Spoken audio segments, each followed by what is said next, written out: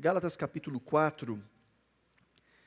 Gálatas 4, nós lemos a partir do versículo 17. Do 17 até o final desse capítulo, depois nós voltamos pontuando. Minha versão NVI diz assim a palavra do Senhor: aquelas pessoas se mostram tão dedicadas para ganhar vocês, mas não para o bem. O que desejam é afastá-los de nós, para que se dediquem a eles. É sempre bom ser zeloso pelo bem, não apenas quando estou presente com vocês, meus filhinhos, por quem estou novamente sofrendo dores de parto até que Cristo seja formado em vocês. Como eu gostaria de estar com vocês agora e mudar o meu tom de voz, pois estou perplexo quanto a vocês. Diga-me, os que querem estar debaixo da lei, acaso vocês não ouvem a lei? Pois está escrito que Abraão teve 2 filhos, um da escrava, outro da livre. O filho da escrava nasceu segundo a carne, mas o filho da livre pela promessa. Essas coisas estão escritas em linguagem figurada. Essas mulheres representam 2 alianças. Uma aliança procede do Monte Sinai e gera filhos para a escravidão. Essa é Agar. Agar representa o Monte Sinai, na Arábia, e corresponde à atual cidade de Jerusalém, que está escravizada com os seus filhos. Todavia, a Jerusalém do alto é livre, e ela é mãe de todos nós. Pois está escrito: regozije-se, ó estéril. Você que nunca teve filho, grite de alegria. Você que nunca esteve em trabalho de parto, porque muitos são os filhos da mulher abandonada, mais do que os daquela que tem marido. Vocês, irmãos, são filhos da promessa, como Isaque. Como naquele tempo o filho nascido segundo a carne perseguiu o filho nascido segundo o Espírito, assim acontece agora. Contudo, o que diz a Escritura? Mande embora a escrava e o filho dela, porque o filho da escrava não herdará com o filho da livre. Portanto, irmãos, não somos filhos da escrava, mas da livre. Essa é a tua palavra, Senhor. Dá-nos capacidade de entendê-la em nome de Jesus. Amém. Toda criança quer ser adulta, até que tem que pagar os primeiros boletos. Essa é uma piadinha que muitos pais fazem, né? Olha para a criança dormindo profundamente, olha só, não sabe o que é um boleto, não sabe. Eu lembro que quando criança eu queria adultecer o mais rápido possível. Queria sair da casa dos meus pais, ter a minha liberdade, né? Ter o meu jeito de vida, o meu modo de vida. Ah, tadinho. Aí a gente vê que existem responsabilidades que outra hora não eram responsabilidades para nós. As coisas estavam garantidas, as coisas vinham à mesa. A gente não precisava se preocupar. O que nós estamos vendo até aqui, ao longo de toda a carta de Gálatas, que Paulo está nos mostrando, é que existem 2 modos de vida, 2 formas de viver, de existir nesse mundo, e 2 formas de se relacionar com Deus. Uma delas é por meio do desempenho, é por meio do medo, o medo de ser rejeitado, o medo de que não seja perfeito o suficiente, se esforça de todas as formas para de alguma forma ganhar o favor de Deus. Essa é uma forma de viver. A outra forma de viver é por meio da fé, vivendo em amor, respondendo em amor, crendo que já foi recebido. Paulo está falando aqui desses 2 modos de se relacionar. Ele diz que é um modo de escravo, o outro que ele diz que é um modo de filho, mas de filho maduro. Essa foi a última analogia que nós vimos nas últimas 2 semanas.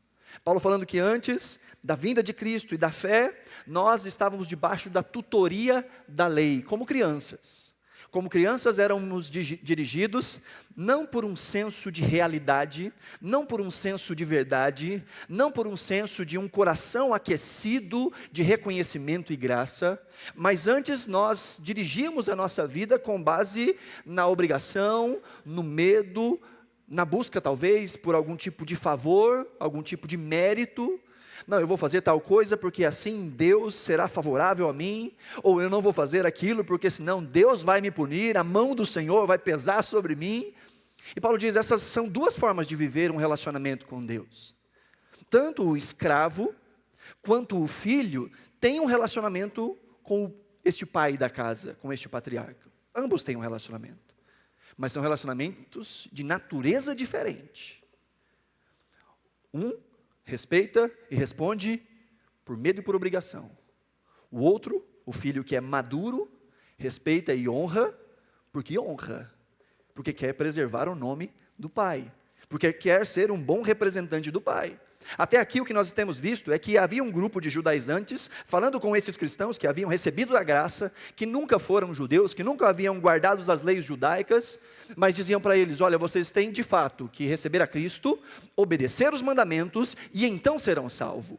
Mas Paulo vai dizer: não, a lógica não é essa.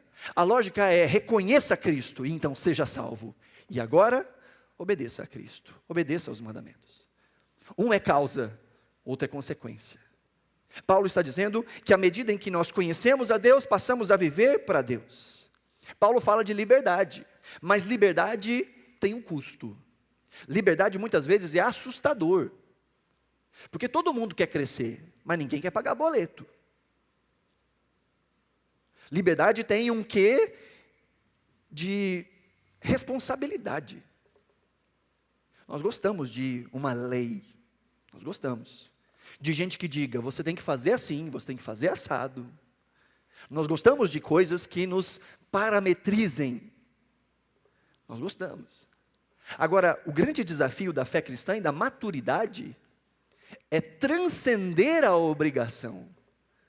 O grande desafio da vida adulta é transcender aquilo que eu digo eu devo fazer, e eu paro de dever fazer e passo a querer fazer. John Piper tem uma frase muito legal, ele vai falar sobre liberdade, ele diz: liberdade é fazer o que a gente quiser. Isso é liberdade, fazer o que a gente quiser. Mas ele continua dizendo: mas a verdadeira liberdade é fazer o que a gente quer, mas o que a gente quer é o que Deus quer. Entende? Liberdade é quando a gente faz o que a gente quer, mas o nosso coração foi tão afetado por um relacionamento com Deus, que o que a gente quer se mistura com aquilo que Deus quer. A nossa vontade espelha a vontade de Deus, não por obrigação, não por medo, mas porque nós amamos ao Senhor. O imaturo, ele é facilmente escravizado.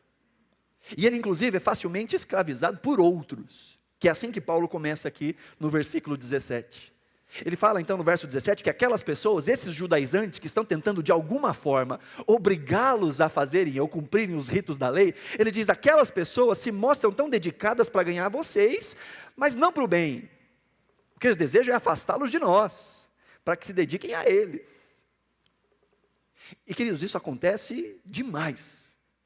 Gente que quer colocar, líderes que querem colocar a igreja de Cristo sob o domínio deles mesmos. Não, você depende de mim, você precisa de mim. Você quer comprar um carro? Vem falar comigo primeiro para ver se eu deixo ou se eu não deixo. Você quer entrar na faculdade? Vem falar comigo primeiro, para eu dizer se esse é o curso que você tem que fazer ou não. Tem muito lugar assim. Seja por uma pretensa autoridade, seja por uma pretensa direção sobrenatural. Não, Deus me disse que não é para você casar com essa pessoa.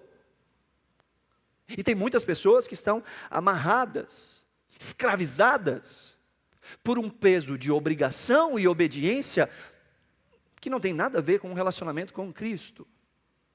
Porque aquele que busca viver de maneira legalista vai encontrar gente no caminho para dizer exatamente o que você tem que fazer.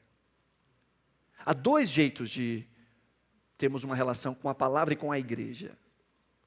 Um é esse, de inteira dependência do líder espiritual, do guru espiritual, que gera, isso tem sido tema de teses, de mestrados e de doutorados, de matérias em revistas cristãs, uma escalada gigantesca do que tem sido chamado de abuso espiritual. Já ouviu falar de abuso físico? Já ouviu falar de abuso moral? Pois é, vivemos tempo também de abuso espiritual. De gente que com prerrogativas divinas, em nome de Deus, escravizam pessoas. Eu vi de um pastor contando um testemunho, tem o testemunho e o testemunho, né? De que tinha um homem na sua comunidade, na verdade ele ouviu isso de um outro pastor, na sua comunidade, que era muito rico, e que ele estava indo embora para uma outra comunidade, e falou: pastor, eu estou indo embora para outra comunidade, não concordo com as coisas que estão acontecendo nessa igreja. E diz que o pastor olhou para ele e fez assim. E o cara quis entender o que estava acontecendo.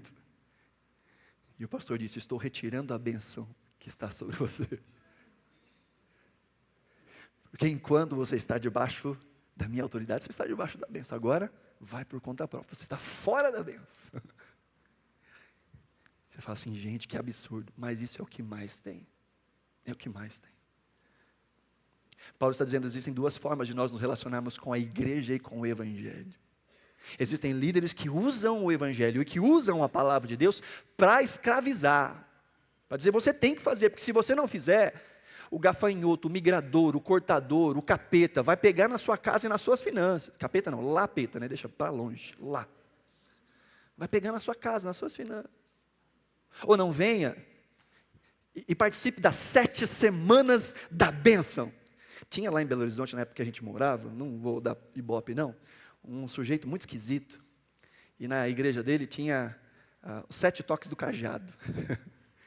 E ele dizia que ele tinha recebido do Senhor o cajado de Moisés. E era um negócio muito mal feito, meio que de EVA, assim, com glitter, um negócio, como é que... E a pessoa tinha que ir 7 semanas para a oração e receber o toque do cajado. Outros fazem as 7 voltas de Josué, campanha disso, campanha daquilo. Eu já vi crente dizendo, eu não posso faltar na igreja porque eu estou no 6º elo da minha campanha. E se eu perder o 6º elo da minha campanha, eu tenho que começar tudo de novo. Porque senão a minha bênção não vai chegar. Porque é no esforço, é no mérito, não é graça, é amuleto, é ungidão, é líder que tem a prerrogativa de abençoar. Paulo está dizendo, gente, vocês não estão entendendo que o que essas pessoas querem não é o bem de vocês, elas querem é domínio sobre vocês. Por outro lado, Paulo diz, mas vocês são meus filhos, aí no verso 19, ele diz, meus filhos. E Paulo diz, vocês são meus filhos por quem eu estou novamente sofrendo dores de parto até que Cristo seja formado em vocês. Há um jeito de sermos igreja, de sermos liderança, em que o uso da Escritura não é para aprisionar, mas para libertar. Em que o uso da Escritura é para que Cristo seja formado em nós. Para que Cristo seja a nossa expressão.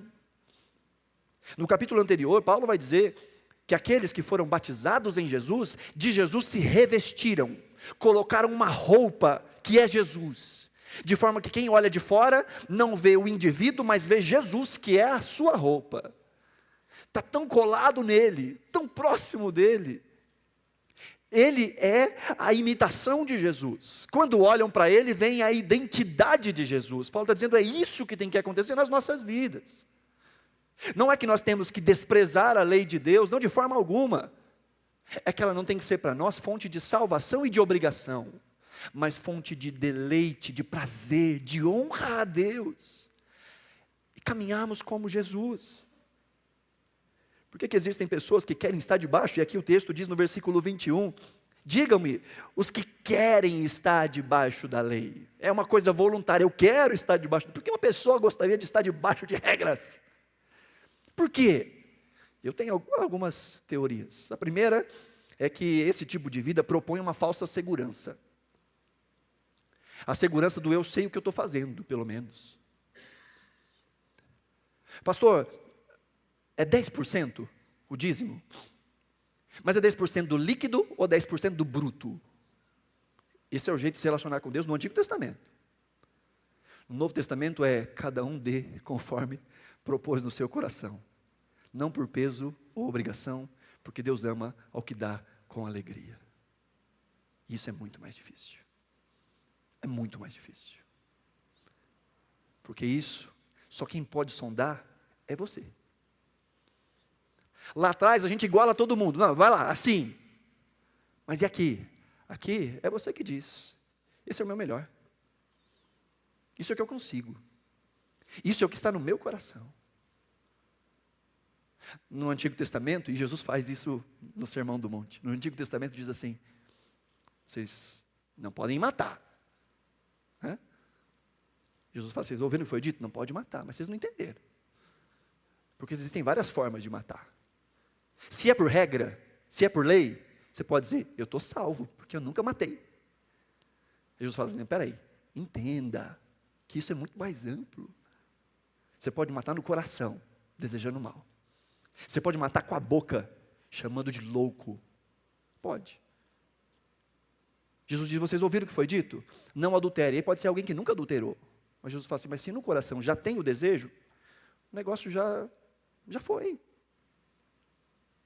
Na nova aliança, debaixo da graça, a nossa responsabilidade de maturidade é muito mais desafiadora. Porque quem cumpre regras de maneira estrita. Mas quem é maduro, procura o princípio e aplica o princípio de maneira ainda mais extensiva, de maneira ainda mais completa, de maneira ainda mais profunda. Por que alguém então se colocaria debaixo da lei? Porque busca essa segurança, a segurança da fé imatura. Criança precisa falar o tempo todo o que tem que fazer. Agora você vai orar, agora você vai ler a Bíblia, agora você não pode fazer isso, você não pode fazer aquilo. E essa falsa segurança de uma fé infantilizada. Veja, isso não acontece só com lei. Isso acontece também com espiritualidade, sabe? Olha, eu preciso trocar de emprego. Não sei se devo ou se não devo. Vou procurar a irmã fulano de tal, porque ela tem umas revelações, ela vai me ajudar. Irmã, mudo de emprego ou não mudo? E ele espera que a irmã diga, eis que o Senhor te diz, faz ou não faz? Caso eu compre uma bicicleta, não sei, vou correr atrás de uma palavra. Porque não quer tomar para si as prerrogativas da maturidade. Porque não quer assumir as consequências da sua escolha. Talvez porque seja de fato infantil na fé. Por que alguém se submeteria a regras? Porque regra é seguro. Porque regra a gente terceiriza a responsabilidade para o outro. O que eu tenho que fazer para ser promovido do meu emprego? Olha, você vai lá e faz assim, assim, assim. Aí você vai lá e faz assim, assim, assim. Aí você é demitido. De quem é a culpa? De quem te disse o que tem que fazer. E às vezes as pessoas chegam nessas, numa busca, às vezes por conselho. Pastor, o que eu faço? Mas não estão pedindo conselho, porque conselho, a Bíblia diz que na multidão dos conselhos há sabedoria. Há muita tolice também, mas há sabedoria. Mas alguns entram nessa de vou pedir conselho, mas não quer conselho, quer resposta final. Porque assim, eu terceirizo a responsabilidade. Eu fiz o que você disse e olha o que deu. Se dá certo, diz assim, Deus falou comigo através de fulano. Aí é legal.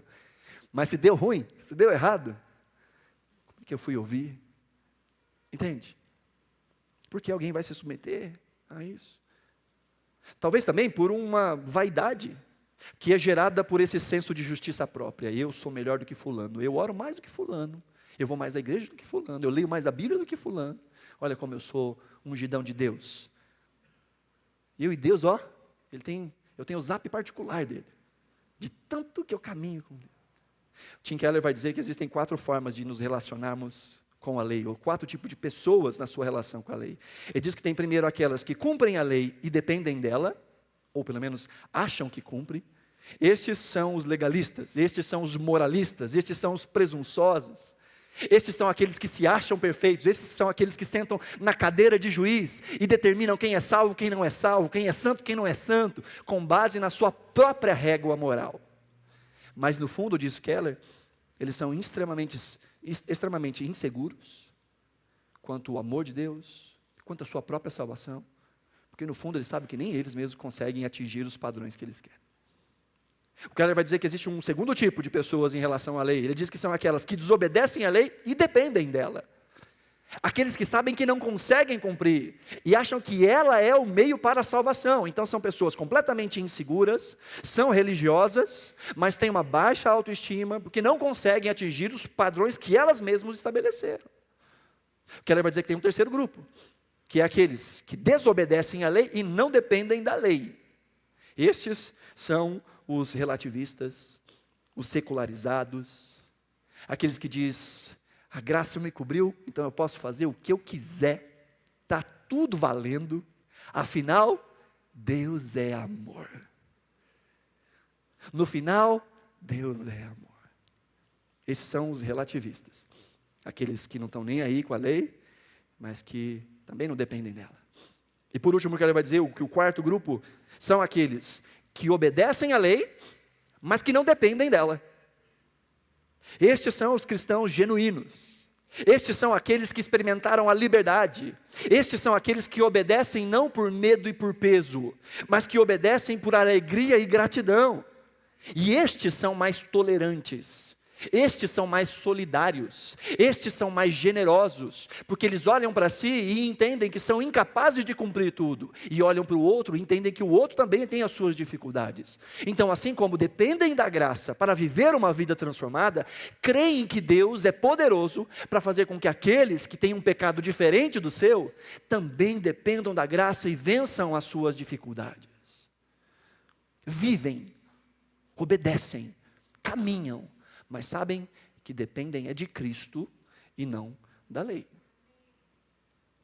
Paulo vai usar uma nova analogia aqui. No verso 21 ele diz: acaso vocês não ouvem a lei? E ele vai contar uma história. Ele vai falar aqui de duas mulheres. E é interessante, deixa eu só abrir um parênteses.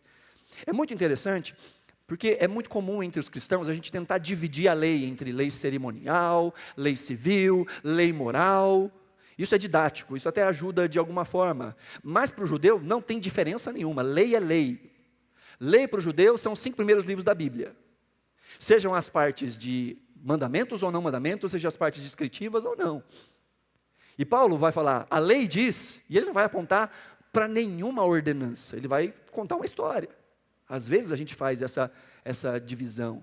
E alguns vão dizer, não, hoje a gente cumpre a lei, mas só a parte moral da lei. A gente não cumpre a parte cerimonial nem a parte civil. Não, a gente não cumpre a lei de jeito nenhum como os judeus. A nossa relação com a lei é diferente da relação dos judeus. Afinal, e aqui isso pode te chocar um pouco, a lei foi dada para os judeus. Presta atenção. A lei foi dada para os judeus. E a Bíblia fala que essa aliança baseada na lei é uma aliança inferior.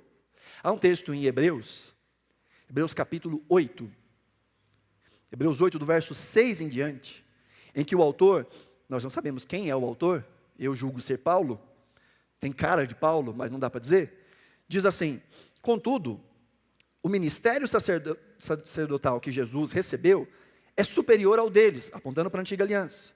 Como também a aliança da qual ele é mediador é superior à antiga, porque se baseia em promessas superiores. Pois se aquela primeira aliança fosse perfeita, não seria necessário procurar lugar para outra. Deus, porém, achou o povo em falta e disse. O autor está dizendo, aquela aliança não foi cumprida. Deus olhou para o povo e o povo não deu conta. Então ele fez uma promessa, diz o texto. E aqui ele vai citar Jeremias 31.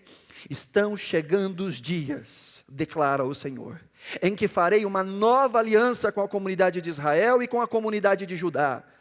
Não será como a aliança que fiz com os seus antepassados, quando os tomei pela mão para tirá-los da terra do Egito, ou seja, a aliança do Sinai. O povo sai do Egito, vai para o Sinai, Deus ali dá os mandamentos, ele diz, a aliança que eu vou fazer vai ser uma aliança melhor, não como a que eu fiz com os antepassados. Visto que eles não permaneceram fiéis à minha aliança, eu também me afastei deles, diz o Senhor. Essa aliança, verso 10, essa aliança que farei com o povo de Israel, depois daqueles dias, diz o Senhor, porei as minhas leis na mente deles, e escreverei no seu coração.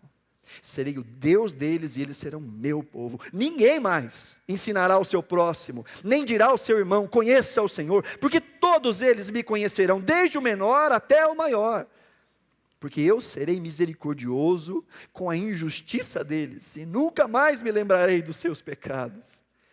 Ao chamar de nova, diz o autor, essa aliança, ele tornou antiquada a primeira, e o que se torna antiquado e envelhecido, está pronto para desaparecer.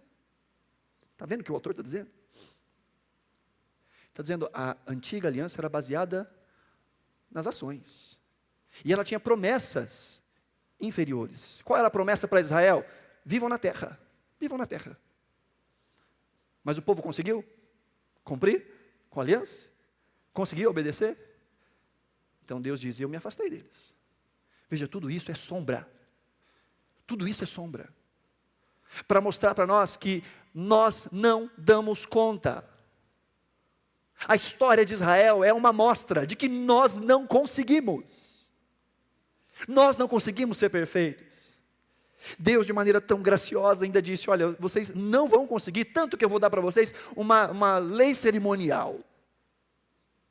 Quando vocês pisarem na jaca, porque vocês vão pisar na jaca, pega um cordeirinho, leva para o sacerdote vai passar a faca no pescoço, pensa num negócio ruim, vai cair um monte de sangue, aí ele vai pegar esse cordeirinho, vai colocar em cima do altar. O altar era tipo uma grande grelha de bronze, com um carvão embaixo. Dizem que Deus é brasileiro, né? E deve ser gaúcho, porque gostava de um churrasco. Coloca o cordeirinho ali, e a ideia é queimar até não sobrar nada. Todas as vezes que pecavam, era um cordeiro. E para onde isso aponta? Aponta para o sacrifício substitutivo. Deus está dizendo: vocês não vão conseguir, mas eu dou um jeito. Vocês não vão dar conta. Por isso que tem o sacerdote, por isso que tem o templo, vocês não dão conta. Sempre alguém tem que morrer pelo pecado de vocês. Isso estava profetizando sobre Jesus. E essa nova aliança, que o autor está dizendo, é uma aliança baseada no sacrifício de Jesus. E Deus diz: a minha promessa é que vocês não vão ter que obedecer na marra. A minha promessa é que a mente de vocês vai ser diferente, que o coração de vocês vai ser diferente. A minha promessa é dizer que eu vou ajudar vocês naquilo que vocês não dão conta, que é me amar. Entende isso? A nova aliança não é baseada em ritos e obrigações. A nova aliança é baseada no amor. E a gente vai vendo vários resumos dessa lei, porque a gente precisa às vezes de lei para entender as coisas. Pega toda a lei, aí Deus fala assim: olha, eu vou dar um resumo para vocês. E aí ele pega 10, né? A gente chama de os 10 mandamentos, os judeus chamam de as 10 palavras. Você pode pegar todas as leis, todas, vai cair em uma dessas categorias dos 10. Aí Jesus faz um resumo ainda melhor. Alguém pergunta: Senhor, qual que é o maior dos mandamentos? Ele diz: o maior mandamento é 2. Jesus gostava de uns erros de português, no caso, uns erros de gramática, de aramaico. O mandamento é 2. Ame a Deus, acima de todas as coisas, toda a sua força, e ame o próximo como você mesmo. Aí João, Paulo, vão fazer um resumo ainda maior. Ele diz que a lei se cumpre em amor. Entende? Na nossa sociedade em que essa palavra está tão esvaziada de significado, aí a gente precisa ir voltando. O que é amar? Não, é amar a Deus e amar o próximo. Mas como é que eu amo a Deus? Tem na primeira tábua: não toma o nome de Deus em vão, guarda tempo para adoração, não faz outros deuses para que você fique se prostrando. Mas como é que eu amo o meu próximo? Eu não mato, eu não roubo, eu não... Não é o suficiente? Não, tem mais um monte de lei. Sabia que em Israel tinha uma lei de arquitetura, que quando se construía uma casa, se ela tivesse um segundo andar, tinha que colocar um parapeito, para que a pessoa que subisse não caísse, não morresse. Por quê? Porque o Deus que disse não mate, ele disse não mate porque ele ama a vida, e ele preserva a vida. Então, uma regra de arquitetura para preservar a vida. Olha só. Deus deu leis para mostrar o seu caráter. Mas nós dependemos não das leis, nós dependemos do amor. E isso é muito mais desafiador. E aí o verso 22, ele vai então contar essa história dos 2 filhos. Ele diz: pois está escrito que Abraão teve 2 filhos, um da escrava, outro da livre. Você lembra dessa história? Deus tinha dito para Abraão: Abraão, você será uma grande nação.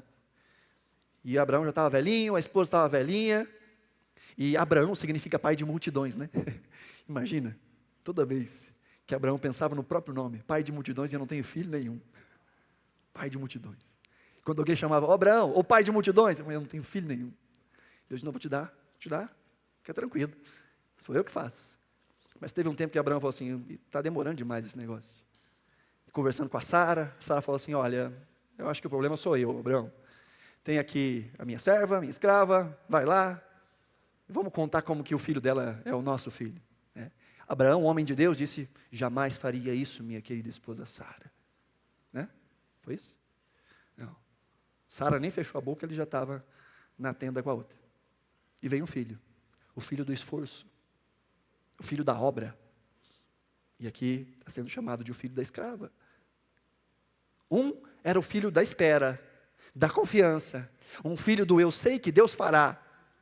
O outro é o filho, olha, eu faço, deixa que eu tomo essas prerrogativas. Um é segundo a carne, ou de modo natural, poderia ser traduzido também, do esforço de Abraão. O outro é pela promessa, é do jeito de Deus, é no tempo de Deus, é no modo sobrenatural de Deus. E às vezes a gente quer tomar as prerrogativas de Deus nas nossas mãos, e a gente não espera, a gente não depende, a gente não ora, a gente quer fazer, a gente quer forçar. E às vezes a gente estraga tudo, tentando fazer e forçar. Na força. Vai mudar, mas vai mudar é na marra. Não, eu quero que meu marido mude, quero que minha esposa mude. Oração, já orei demais. Agora vai ser na base da cacetada. Agora eu vou deixar com fome. Vai mudar. Nem que seja na marra. Às vezes a gente quer fazer as coisas no nosso esforço. E Deus está falando, o jeito do esforço não é o jeito de Deus. Não que não exista esforço e vida e responsabilidade, não é isso. Ele está falando assim, não dependa só de você. Não coloque sobre você os pesos do mundo. Tem gente que quer ser o seu próprio salvador e quer ser o salvador dos outros. Que quer resolver o problema dos outros. Às vezes o problema de gente que não quer que tenha os seus problemas resolvidos. E aí a gente se martiriza. Talvez seja a hora de aprender a depender de milagre. Talvez seja a hora de dizer, eu sei que eu não dou conta, nem para mim, nem para os outros. Então eu coloco o meu joelho no chão e eu digo, Senhor, o Senhor pode fazer o que eu não posso fazer. E a história da redenção é essa história de impossíveis. Sara estéril, Sara já velha, mas Deus diz, é por Sara. Eu sempre escolho o caminho mais difícil, é por Sara. Veja a genealogia de Jesus em Mateus capítulo 1, só tem gente esquisita, só tem família bagunçada. Mas Deus escolhe esse caminho, para mostrar que no final é Ele e não nós. Para mostrar que nós dependemos dEle, não da nossa força, não do nosso pedigree, não da nossa capacidade, não da nossa santidade. A história da redenção é a história de um povo quebrado, destruído, maltratado, fraco, incapaz, que recebe do alto a graça de um Deus soberano, bondoso e generoso. Essa é a história da graça. E Paulo diz, olhem para a lei. Verso 24, ele vai dizer que isso que ele está falando é uma analogia. Ele diz, essas coisas estão escritas em linguagem figurada. Não é que essa história não aconteceu, dizendo, estou tomando isso aqui como uma linguagem figurada. Essas mulheres representam duas alianças. Uma aliança procede do Sinai e gera filhos para a escravidão. Essa é Agar. Essa é Agar. Esse é o filho da escrava. Agar é essa que dá origem na cabeça de Paulo aos legalistas. No verso 25 ainda, ele diz que Agar representa o Monte Sinai, na Arábia, e corresponde à atual cidade de Jerusalém, que está escravizada com seus filhos. Paulo está dizendo, os judeus estão nessa. Estão baseados numa aliança de fazer, e por isso eles estão escravizados. Eles estão escravizados na sua religião, eles estão sem um relacionamento com Deus. Jesus disse várias vezes, olha, do lado de fora está tudo bonitinho, mas o seu coração está quebrado. Jesus muitas vezes dizia para os religiosos, vocês são sepulcros caiados, ou seja, sepulturas que foram adornadas do lado de fora. Do lado de fora está bonito, mas por dentro só tem morte. Estavam escravizados, sem relacionamento com Deus, negaram a Jesus. Aqueles que diziam que conheciam a lei, quando viram o cumprimento da lei, quando viram o Messias, para onde toda a lei apontava, não reconheceram Jesus. João diz que Jesus veio para os que eram seus, mas os seus não o receberam. E Paulo está dizendo, aqueles que dependem da força do seu braço, deixam de enxergar Deus. Aqueles que acham que são seus próprios salvadores, esquecem de Deus. E não é assim, queridos, na vida da maioria das pessoas e da maioria dos crentes. Enquanto está dando conta, não ora, não busca orientação, não lê a Escritura. E quando estou dando conta. Eu falava ontem, na nossa turma de batismo e de integração, que a igreja não é um hospital. A igreja não é um hospital. Sim, existem pessoas que vêm porque estão doentes, são curadas, mas a igreja não é um hospital. Por que a igreja não é um hospital? Porque ninguém quer ir para o hospital. E a maioria só vai para o hospital quando não consegue resolver em casa. Só vai para o hospital quando os remedinhos, a farmacinha que tem em casa, o chazinho natural não deu certo. O hospital é o último recurso, o hospital dá medo. Mas tem gente que trata a vida com Deus e com a comunidade da fé como o hospital. Deu tudo errado até agora. Acho que estou precisando orar mais. Até agora tudo que eu fiz não deu certo. Preciso ir lá na igreja. Acho que estou afastado demais. Entenda que uma vida de obrigação esfria o nosso amor. Mas uma vida de amor nos coloca em ação e obediência. São as ordens. Nesse caso, as ordens dos fatores alteram o produto. E Paulo continua dizendo, estes aí estão escravizados pela religião, eles estão escravizados no seu relacionamento. Ainda hoje isso acontece, muitas pessoas, como eu disse, estão escravizadas pela religião, pelas campanhas, pelos amuletos, pelos líderes. Estão escravizados. Mas ele diz no versículo 26, todavia, a Jerusalém do alto, essa é livre, e ela é mãe de todos nós. Pois está escrito, regozije-se, ó estéril, você que nunca teve filhos, grite de alegria, você que nunca esteve em trabalho de parto, porque muitos são os filhos da mulher abandonada, mais do que os daquela que tem marido. Vocês, irmãos, são filhos da promessa como Isaac. Paulo diz, a visão correta é essa que depende do alto. Ele diz que aqueles que estão na lei, eles também são Jerusalém terrena. Diz, mas aqueles que estão em Cristo, esses receberam da Jerusalém do alto. Veja, do alto. É do alto que vem a promessa. É do alto que vem a salvação. É do alto. Essa aqui é a promessa, essa aqui é a resposta que vem do alto, é lá de cima. É a resposta de cima para baixo. Enquanto os homens estavam tentando de baixo para cima, Deus diz, não é de baixo para cima, é de cima para baixo, é recebendo. É a promessa de cima para baixo. É a promessa do véu que se rasga de alto a baixo. É a promessa do verbo eterno que entra na história. É a promessa do Deus, Criador de todas as coisas, que está acima de todas as coisas, que se faz Deus Emanuel, Deus conosco, Deus com a gente. É a promessa que vem do alto, em que a eternidade encontra o tempo, em que o infinito encontra o finito e quebrado. Diz, é a promessa que vem do alto. É a graça a estéril. Paulo está falando aqui de Sara, e Sara é essa que era já idosa e estéril, e por meio dela veio o filho da promessa. E aqui, no versículo 27, ele solta um Isaías 54, assim meio que do nada. Isaías 54 não é sobre Sara, mas ele solta um Isaías 54 aqui. Isaías está profetizando para o povo que estava cativo na Babilônia. Que estavam pensando, não tem mais solução para a gente foi destruído, a gente nunca mais volta para a nossa terra, a gente nunca mais volta para a nossa pátria, o nosso povo vai ser dizimado. E aí Deus diz por meio de Isaías, regozije-se, ó estéril. Ele diz, você que nunca teve filhos, grite de alegria, você que nunca teve trabalho de parto. Deus diz, porque muitos são os filhos da mulher abandonada, mais do que aquela que tem marido. Deus está dizendo, gente, haverá um milagre. Vocês estão distantes? Vocês vão ser trazidos de volta. O povo não vai acabar. Você vai ter muitos filhos. Está estéril agora. Está difícil agora. Tem problema agora. Mas tem milagre chegando. Tem milagre chegando. E essa não é a história da salvação. Sara, estéril, filho da promessa. Rebeca, estéril. Por meio dela, Jacó, filho da promessa. E nós vemos a história passando pelas maiores dificuldades. Mas para quê? Para que no final fique claro, não foi a capacidade de ninguém, foi a graça de Jesus, foi a graça de Deus, foi assim que nós fomos alcançados. Então ele termina aí dizendo no versículo 29, como naquele tempo o filho nascido segundo a carne perseguiu o filho nascido segundo o Espírito, assim acontece agora. Eu não vou ter tempo para discorrer muito sobre isso, mas uma frase resolve isso. O legalista sempre vai perseguir aqueles que vivem em liberdade. E o legalismo sempre vai querer nos colocar nas suas correntes.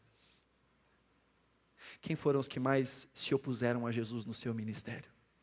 Foram os pecadores, os publicanos, os quebrados, os marginalizados. Foram esses que se opuseram a Jesus. Foi? Não. Foram os religiosos. foram os mestres da lei, foram aqueles que dizem: eu sei o que é vida com Deus, eu sei o que é lei de Deus, eu sou ali, fervoroso nas minhas obras. O legalista sempre vai se opor àqueles que vivem em liberdade. O evangelho sempre vai incomodar, muito mais os religiosos do que os pagãos. John Stott diz o seguinte: a perseguição da verdadeira igreja nem sempre é patrocinada pelo mundo, como são chamados os estranhos, mas por nossos, e aqui ele é forte nas palavras, ele diz: mas por nossos meio-irmãos, por pessoas religiosas, pela igreja nominal. Os maiores inimigos da fé evangélica hoje não são os descrentes, mas a igreja, o sistema, a hierarquia. Isaac é sempre o objeto de zombaria e perseguição por Ismael. De novo, gente, é preciso entender com maturidade. Não estou dizendo que os mandamentos do Senhor são desprezíveis, não estou dizendo que a lei do Senhor é maldita, nada disso. Estou dizendo que quando nós achamos que podemos ganhar o favor de Deus porque somos bons, nós estamos longe do Evangelho.